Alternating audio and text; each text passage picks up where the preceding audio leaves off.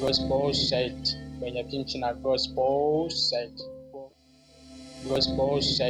menya byinshi na gospel. Uyu ni umwanya tugiye kubagezaho amateka na za kiliziya zubatswe cyangwa se zashinzwe n'abakoloni bwa mbere mu Rwanda, uburambe zifite, igihe zashingiwe, amateka yazo n'ibyaziranze icyo gihe ndetse n'andi mateka azivugwaho adasanzwe.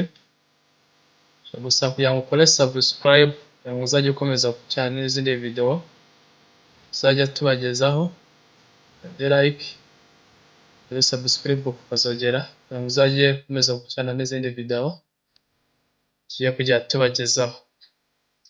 Uze gusharinga iyi video ubona yagira akamaro inshuti yawe cyangwa se mugenzi wawe.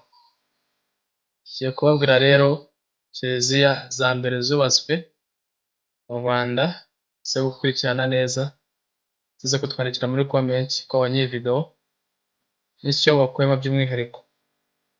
Yezu akuzwe kuri mwese, abasenga n'abadasenga urebye iyi video, Yezu uguhezagire. Gospel site menya byinshi na gospel site.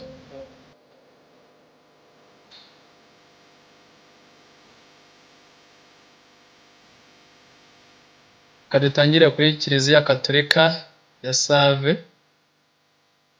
Iyi iherereye Gisagara mu ntara y'Amajyepfo. Iyi kiliziya yashinzwe mu mwaka w'1900, aho hambere hakorewe misa ku butaka bw'u Rwanda, hanyuma hasimbuzwa iyubakwa mu ibuye na sima. Iyi ni imwe mu nsengero za mbere cyangwa se kiliziya zubatswe mu buryo buhamye kandi igikomeza gukoreshwa na n'ubu. Bivuze ko iyi kiliziya ariyo kiliziya yashinzwe bwa mbere mu Rwanda, ariho Kiliziya Gatolika yatangiriye mu Rwanda, niho batangiye gutanga misa mu Rwanda, n'abamisiyoneri bahagaze ku butaka bw'u Rwanda bwa mbere, bashinga kiliziya ndetse batanga na misa.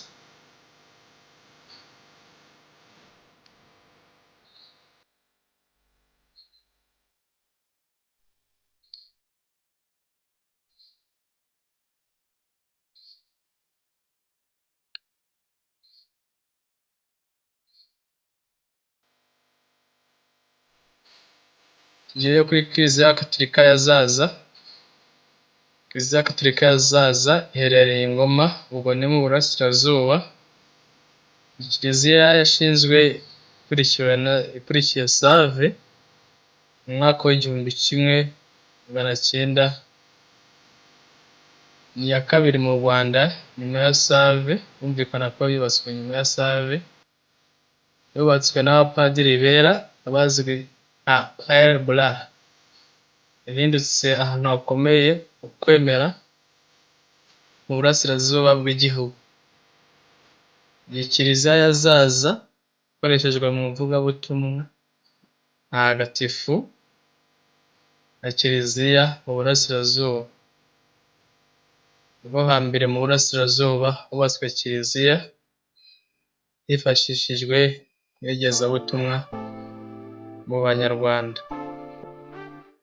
Turi buze gukurikirizaho kiliziya ya Nyundo, iherereye Rubavu, yashinzwe mu mwaka w'1901. Yabaye paruwasi ya mbere mu burengerazuba bw'u Rwanda, byumvikana ko ariho hatangiriye iyogezabutumwa